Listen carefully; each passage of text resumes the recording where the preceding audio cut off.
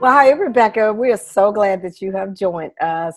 What we'd like for you to do is just tell us a little bit about yourself and the work that you do and why you ended up getting in this field and doing this type of work. I am a mental health counselor, and I chose this passion that I have about mental health because my mother struggled with mental health. She had a diagnosis of schizophrenia, and she was also a survivor, more of a victim of domestic violence from my father. So there was tons of abuse that happened with her, and then how the children coped with living with a parent that had mental illness.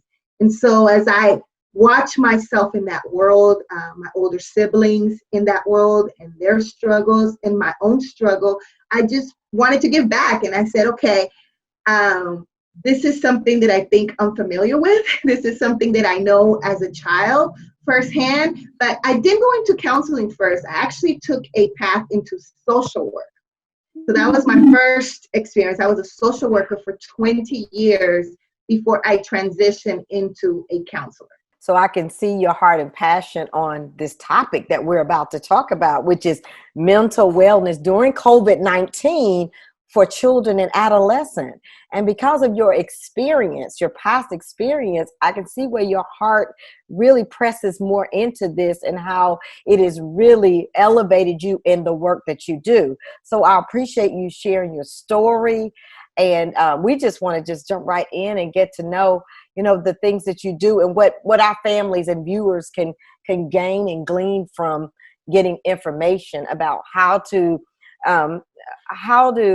cope during this time of COVID-19 for adolescents and for children. Definitely. I'll tell you a little something more about me is that I'm actually an immigrant. I was born in Havana, Cuba, and I came to the United States in 1980 through a process called the Maria boat lift. It's a long story that we won't get into right now, but definitely a survivor story. And so when I came at the age of 8, I did not speak any English, but I'm Black, right? So it's a little confusing for kids and for other people because during that time we weren't having this as a topic. And I never had experienced racism in my life because in my home country, we just said we were Cubans. Didn't matter if you were white or Black or Asian, we were just Cubans. And so coming to a new country where you did not know the language and you were a certain color of race was a very challenging time for us. And actually, that's why I chose social work, because our first help to my family were social workers. They were like our first responders in helping us adjust to this new country and the way of doing things. And they were caring individuals who came to our home and just helped us navigate through this whole newness. It's coming to a new country was like a crisis for us. So in a culture shock. So they really helped us, especially me, understand what this new world and new experience was like. So when we selected this topic about mental wellness during COVID-19 for children and adolescents, I'm talking to you from experience when I was a kid and even as a shared experience, because even though I'm a professional and I'm a counselor, we are living under COVID-19 together. So it's different. It's a new world. It has changed everything that we knew before. And so I just have some tips for you today about how to cope under this new crisis and how to change your mind so that instead of saying I'm under mental illness, we have the power to switch our language and say, no, I'm going to be under mental wellness during this time. I love that. That is so positive. I like that a lot. Can you begin by speaking with us in regards to some of the warning signs or being able to identify if our youth are struggling with this new normal, so to speak? Mm-hmm. So like I said, I'm a counselor and I actually work with children and adolescents in a mental health clubhouse called The Nest, and it's part of Viewpoint Health. Some of the symptoms that I see some of our children struggling with, and even my own son, I have a 15-year-old, so I'll I like to personalize things. I'm with you in this experience. So some of the symptoms that I see, I'll talk just about 5 simple symptoms. Some of the things that kids tell us is, there's been an increase in the levels of frustration. The frustration with the technology. Funny thing, a few months ago, all our kids wanted to do was be on their cell phone playing games. And now, all of a sudden, that our world became technology. School went digital.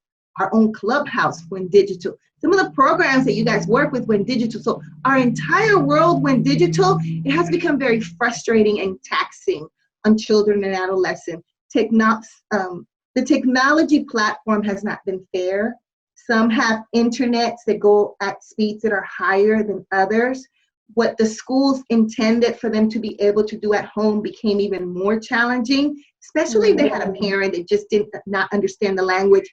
Needless to say, the technology. So from doing homework to submitting homework to all day, 8, 10, 12 hours a day with this digital platform, it just became extremely frustrating for some of our kids. And some of them froze and did not complete assignments that school was requiring for them to do. So that's one of the things that I've noticed is the level of frustration increase, the level of boredom. Again, just a few months ago, they loved playing those video games. Now it just became too much.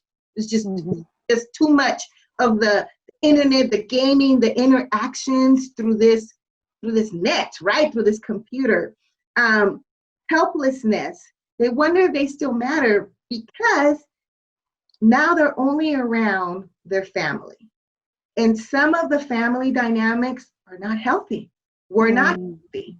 Now it was the abuse that could have been seen at the school by the teachers, by the social workers, by their peers. Now nobody can see them because we all get dressed up to go before a camera. We show our best foot forward, but what's really happening in that home. So there's been a sense of helplessness, and then some other things that we've seen is the fear of the unknown. Is COVID going to end? Is the world going to end? What's going to happen? Children need structure. And since we're under COVID-19, I don't even think the world knows what's going to happen. And so our sense of structure has changed, which goes into stability. The levels of instability that we have seen in children. We don't know from day to day what's going to happen. Today we have toilet paper and then we don't. There's of stability. If we use that toilet paper, it can always count on toilet paper being in the house. Now, sometimes there isn't toilet paper. Sometimes some of my families, we've had to purchase toilet paper for them because they were using rags or some other things. They just either couldn't find it or couldn't afford it. Jobs have been lost, and now that level of instability, having food at the table, all of those things, all of those symptoms have heightened during COVID-19. Wow. There certainly are a lot of barriers that are out there. And you shared a little bit about some of those barriers where you guys have helped in, like providing toilet paper. What are some of those other ways that you have been able to break down the barriers to your families that you are serving? Well, Rebecca's a little bit of an advocate. I gave you a little bit of my history coming from another country, learning another language, being my mother's interpreter, for forever. I just knew that the people who didn't have a voice needed a voice. And so whether they wanted it or not, I volunteered myself to be a voice. And so with my particular families, I have 17 families that I work with at the Nest Clubhouse. I knew earlier on, like in March, I already saw, okay, by late of April, these people are not going to be able to pay their rent. I already know bills were going to be behind because I understood the profession that they were in. So my families work, many of them are undocumented. So that's the piece to understand. So where do they work? They worked in restaurants. They were closed. They weren't the delivery people. They were the dishwashing people or the ones who cleaned the bathroom or maybe the ones who cooked. And so those were the ones that were sent home without pay. I don't have to pay you anything. You're undocumented. So many of my families were in that category, lost jobs. So because I understood some of the dynamics, some of them clean houses. We were home now. We clean our own houses. Those of us who utilize them. So all of these things change for them. So I earlier on, like in March, when the clubhouses were closed, I said, okay, I have a grant that has all this money to provide all of these line items in a clubhouse that is now closed because we're doing everything virtually. How can I maximize these dollars to still be able to help my families who lessen their mental illness, their stressors, and to increase mental wellness, especially for my children. If my parents are healthy, my children are healthy. That's the mentality here. So I took it to the state who governs my grant, which is DBHD, and I began to write notes and letters. This is happening to this family. This is happening to this family. This is how you could help. This is how we can lessen those symptoms. And so while they were at DBHD, the state takes a while. I mean, everybody was responding to COVID. So there are other things that took precedent than me trying to help my small little families, right? I continued, and I had my social worker in the meantime look for many resources as we could. We found a lot of resources, but another barrier was, well, if you're undocumented, you don't qualify, so you had to be a resident of the United States, a permanent resident, or you had to be a U.S. citizen. So many of my families just were not, no matter how many doors I was knocking in. Maybe a food bank didn't ask you for a state Georgia ID. Maybe I could get some stuff from them. But it was just knocking on doors. So I was relentless. And finally, I was connected to somebody in DBHCD, and to make a long story short, I was able to access some funds, and we were able to cover 2 months of rent and bills and different things like that. And it didn't come from my grant. It was a whole nother grant that I tapped into. So with my grant, I've been able to provide groceries and some of those day-to-day things. But the main thing that we've been able to provide is joy. Every week, the kids get a care package. So every Friday is pizza night and care package, and there's always something. Could be like a fidget spinner to an art kit. It doesn't matter. So because of that level of attention and care, some of the symptoms that I talked about earlier, they have lessened. I can see that families are now working together. The family dynamic issues and symptoms of brothers and sisters not getting along, and even some of those domestic disputes that are so common in the Latino community, they have lessened because they have found an advocate and someone who cares for them individually. And I love the fact that my families are moving forward in the midst of a worldwide crisis.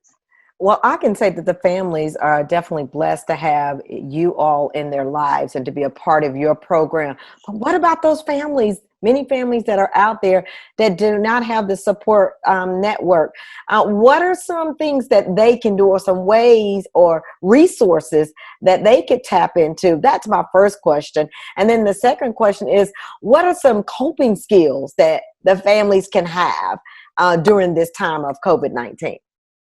So I would point the families to, and you can, type that in or somewhere, to www.dbhdd.gov. DBHD is the Department of Developmental Delays and Disabilities in the state of Georgia. They help with behavioral health or anything like that. So all of us, like I said, this is a shared experience. All of us are experiencing some levels of stress and mental instability during COVID-19. So don't think, I gotta have a diagnosis of schizophrenia or autism. No, we're all under this newness of what's gonna happen. So DBHD is definitely an agency you can reach out to, and they got all the resources. They know where all the money is, so you just need to be able to send an email, a contact, go to the website. Someone will get back to you. So there is that. In your city or county that you work in, there are lots of food banks, lots of places where you have resources. You can dial 211 or United Way, and they can point you and help you navigate through things.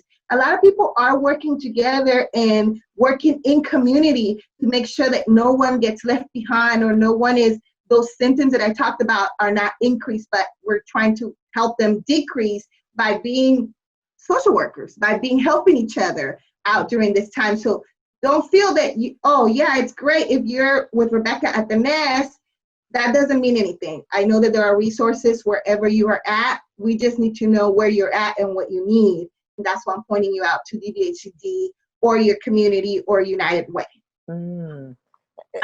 Talk to us about the coping skills that families can have. I would say, just like I gave you 5 symptoms, I got to give you 5 coping skills. So the main coping skill that we're dealing with right now that I feel is most effective for children and adolescents, even for adults, let's be frankly, but for children and adolescents during COVID-19 is a therapeutic intervention called DBT, or dialectical behavior therapy.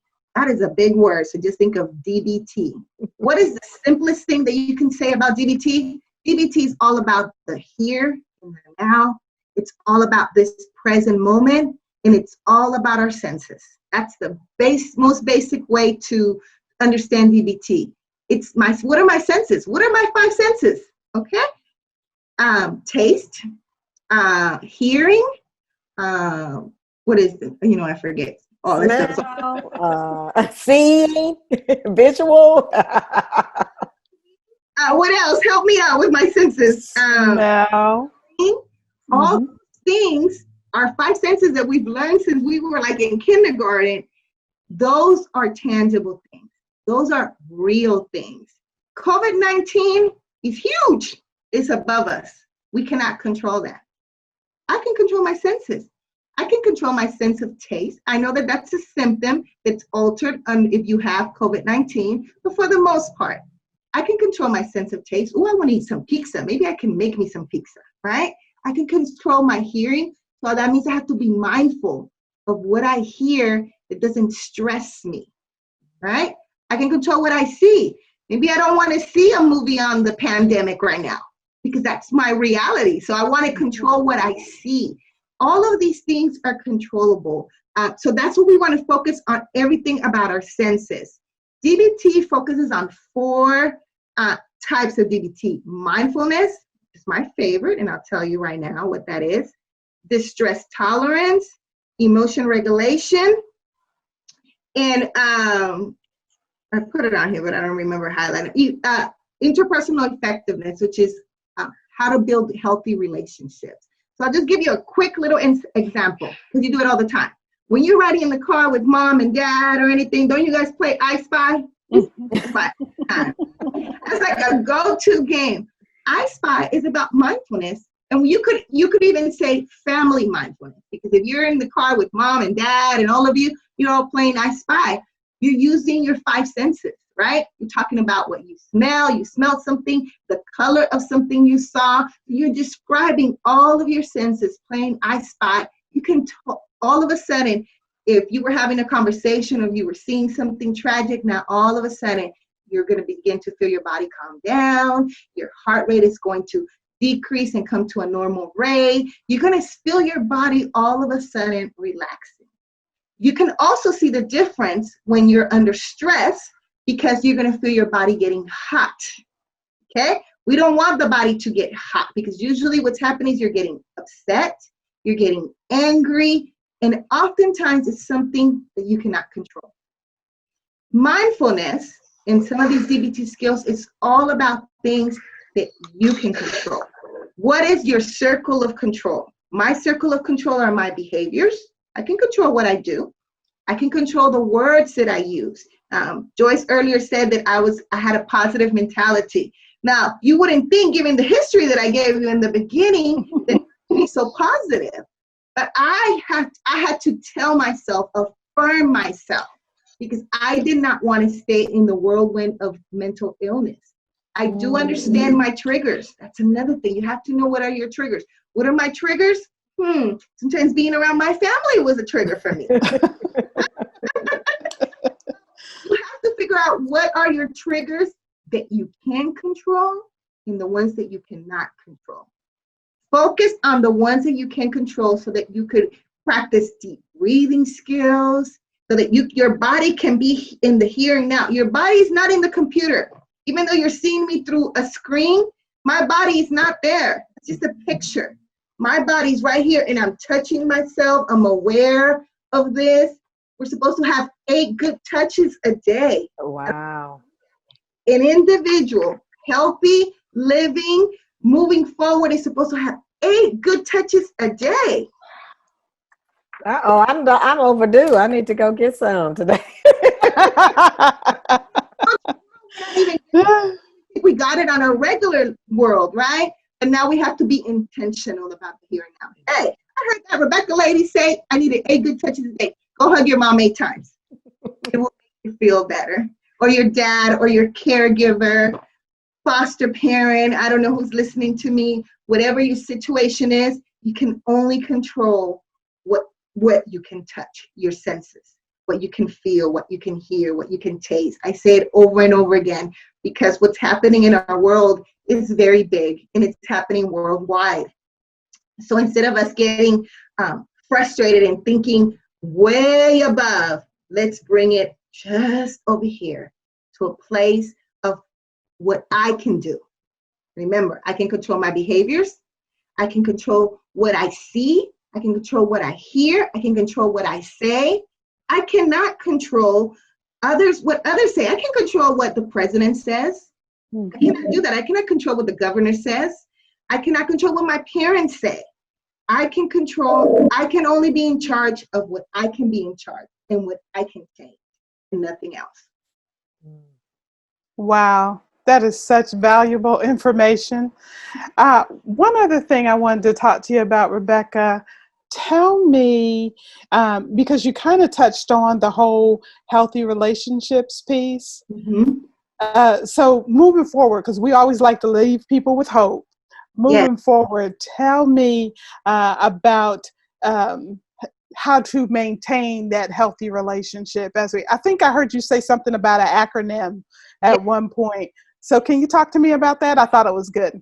Yeah, so one of the things with DBT, when I talked about 4 types, the one that I less talked about, which is our healthy relationships, we call it interpersonal effectiveness, because our healthy relationships are personal and they come from within us. We have to be good stewards of who we are in order to be able to be in good and healthy relationships.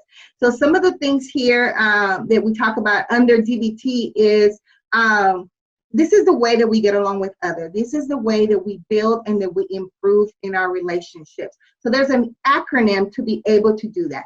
Think of the word give. So relationships is not about a take.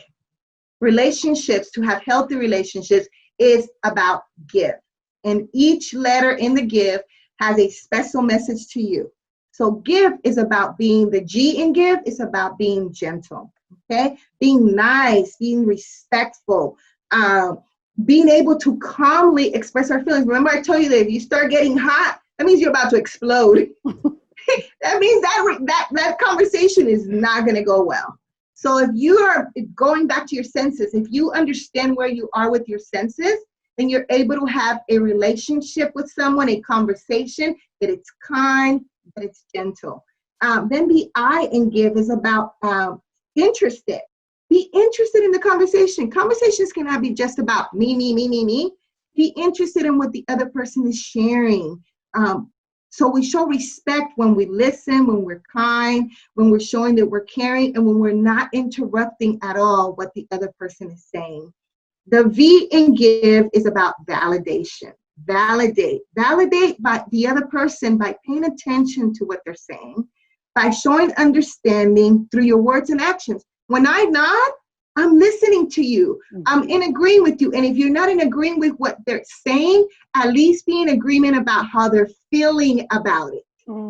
That you're validating their feeling about the situation, even though you may not be in agreement about the context, the words that are being said, but you understand and you validate the feeling and the emotion that they're conveying to you. And then the final word in give is E. E is about easy manner. It's very similar to being gentle, being relaxed. Take it easy. Be truthful. When you want to have a conversation in a healthy relationship with someone, truth is the number one thing. You can't have lies. You can't have a mask. This is when you unmask yourself and you become just truthful and genuine. Again, we're talking nice. We're not elevating our speech or yelling or getting hot. Smiling. You see me often smile. And then we want to have no attitudes. Oftentimes when we are in a conversation with someone and it's getting heated, we are crossing and we're doing all this. Remember I talked about our senses? Tell your hands and your arms not to cross. You can control it and keep them down here so that you don't become offensive, but that your body is open to listen, to hear. This is the way that we build healthy and positive relationships, or what we call interpersonal effectiveness. I love that gift. Catherine is the queen of acronyms, so I know Catherine's over there loving that. That is so good. So as we wrap up, Rebecca, give us one or two sentences. Everything has been encouraging, but just some thoughts to leave people with. Some thoughts that I would say, look, I don't always have it all, so let me think. I think that what I would say right now is that we are living in unprecedented times. And the best thing that I can give you is a little bit of my faith that God has it in control. Really, the DBT skills and what I gave you, that is something that I use. It is a vehicle. But at the end of the day, for me, I trust God. And all I can say is, for me, and I don't know what your faith is, but in the counseling world, we always believe that there has to be a level of spirituality to guide you and to keep you focused, because the world can be so big in our mind. The world can be so big. But I want you to know that you matter just as much as I matter, and that you're not invisible, and that we see you. And even through these vehicle of Zoom and videos, we want to let you know that you are validated, that you are important, that you matter. And no matter what chaos you live in, whether it's COVID-19, whether it's something going on in your home, wherever you're at, you are someone who was put on this earth, and that you have a purpose, and that you have a place, and that I look forward to whatever greatness you're going to do, because we're still breathing. So our time is not over in this world. So stay encouraged and keep moving forward. I love that. Catherine, did you have any more questions or anything? Oh, wow. I was just sitting here. I was just saying, I wanted to say thank you for just such a wealth of information that can really be helpful for our families out there who, we may be going through COVID-19 now, but there may be some other stressors that we're going to go through. And I believe just these, you telling us what those symptoms were, and also giving us some coping skills on how we can overcome those, and the acronym of GIVE. I'm certain that families will feel supported and feel like that they can not only get through COVID-19, but they can get through other crises that may come in their life. Not just for the families, but the adolescents and the children. Thank you so much. Thank you for having me. I've enjoyed this conversation. Thank you so much. If you want to learn more about Georgia Center for Opportunity, please visit our website at georgiaopportunity.org, or you can catch us across all platforms on social media. Thank you again, and don't forget to like, comment, and share. We look forward to seeing you next week.